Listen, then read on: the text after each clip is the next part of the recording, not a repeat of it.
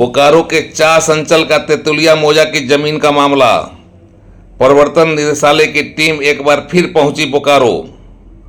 चास में जमीन कारोबारी महेश नागिया के ठिकाने पर ईडी का जारी है छापा। बोकारो स्टील प्लांट के नगर सेवा भवन में भी पहुंची ईडी की टीम। तेतुलिया मौजा की जमीन का मामला एक बार फिर हुआ गर्म।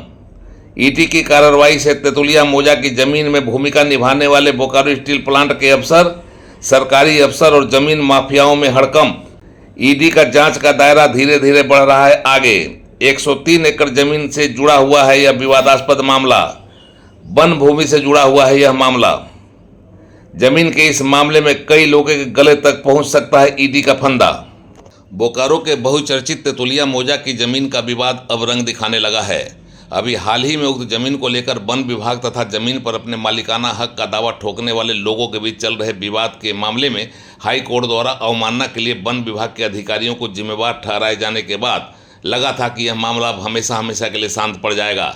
झारखंड हाई कोर्ट की ओर से अवमानना के मामले में डीएफओ और आरसीसीएफ को जिम्मेवार ठहराए जाने के बाद जमीन पर कब्जा जमाने वाले लोगों ने खुशी का इजहार किया था, मिठाइयाँ भी बांटी थी और यह बता दिया था कि तेतुलिया मौजा की जमीन को लेकर जो लोग अरंगा डाल रहे थे वे कानूनन गलत थे और अब जमीन को लेकर विवाद हमेशा हमेशा के लिए खत्म हो गया है। जमीन पर अब उमायूस मल्टीकॉम प्राइवेट लिमिटेड का ही कानूनी हक है। चास अंचल के तहत पड़ने वाले तेतुलिया मौजा की 103 एकड़ जमीन का यह विवाद निचली अदालत से लेकर सर्वोच्च न्यायालय के बाद सेंट्रल इम्पावर्ड कमेटी तक पहुंच चुका है। तेतुलिया मौजा की 103 एकड़ जमीन पर वन विभाग और झारखंड सरकार का अपना दावा है। इसमें 87 एकड़ वन भूमि होने का दावा करते हुए वन विभाग इस पर अपना हक जताता रहा है और बाकी की भूमि को भी वन जंगल झाड़ नेचर का बताकर उस पर गैर वानिकी कार्य करने को वन संरक्षण अधिनियम का उल्लंघन बताता रहा है। जबकि वन विभाग के दावे को चुनौती देते हुए जमीन पर अपना कब्जा बना रखने वाले लोगों ने इसे रैयती बता दिया था और जमीन पर अपने कब्जे को कानूनन वाजिब ठहरा दिया था। विवाद अभी चल ही रहा था और निचली अदालत से ऊपरी अदालत तक विवाद का सफर जारी ही था। तभी इस भूमि पर अपना अधिकार जताने वाले उमायूस मल्टीकॉम प्राइवेट लिमिटेड को जबरदस्त झटका लगा जब ईडी ने इस विवाद में एंट्री मारी और विभिन्न सरकारी दफ्तरों से तेतुलिया मौजा से संबंधित जमीनों के कागजातों को खंगालना शुरू किया।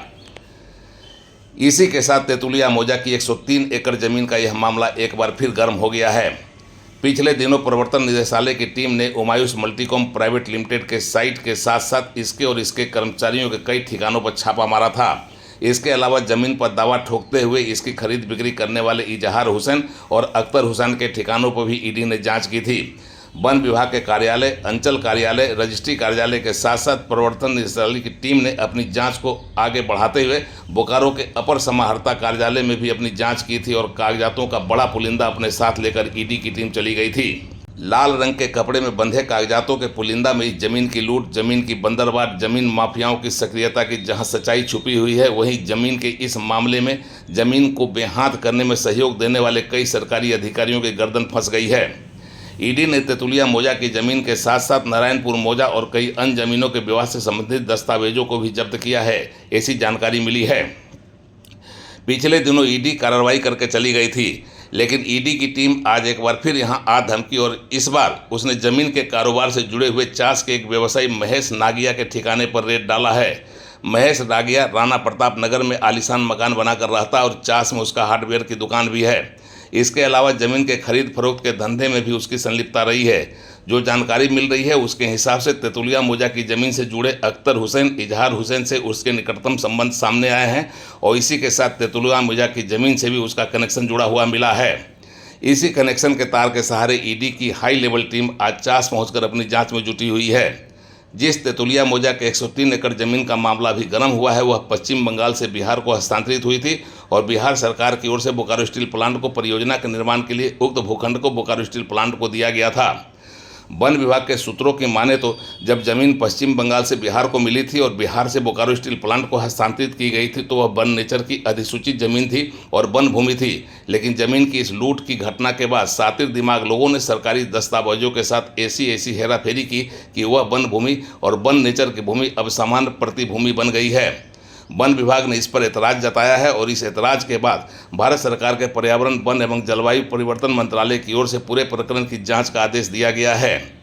यह पता लगाने को कहा गया है कि किन परिस्थितियों में वन भूमि समान नेचर की प्रतिभूमि बन गई। इधर सेंट्रल इम्पावर्ड कमेटी भी जमीन के मसले को देख रही है। बोकारो के सेक्टर 12 थाना में दर्ज कराए गए मामले को झारखंड की सीआईडी को हस्तांतरित कर दिया गया है। अभी कई तरह के विवादों से नाता रखने वाली जमीन की चर्चा थमी भी नहीं थी कि इसी बीच कोर्ट की अवमानना के एक मामले में बोकारो के डीएफओ और बोकारो के आरसीसीएफ को हाईकोर्ट ने दोषी करार दिया है।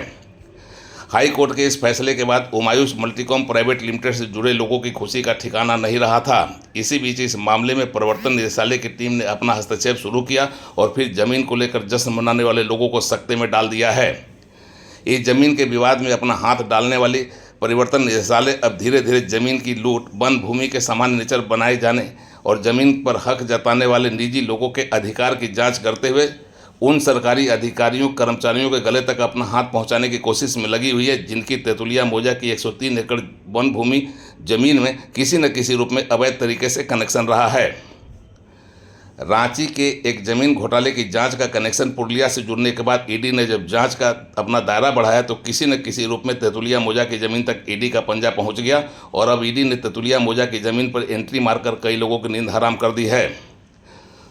बोकारो स्टील प्लांट को मिली उक्त जमीन किन परिस्थितियों में हस्तांतरण और अधिग्रहण के पेच में फंसकर वन विभाग को लौटाए बिना निजी हाथों में चली गई, इस रहस्य को सुलझाने के लिए भी ईडी की टीम बोकारो स्टील प्लांट के नगर सेवा भवन तक पहुंचकर जांच में जुट गई है।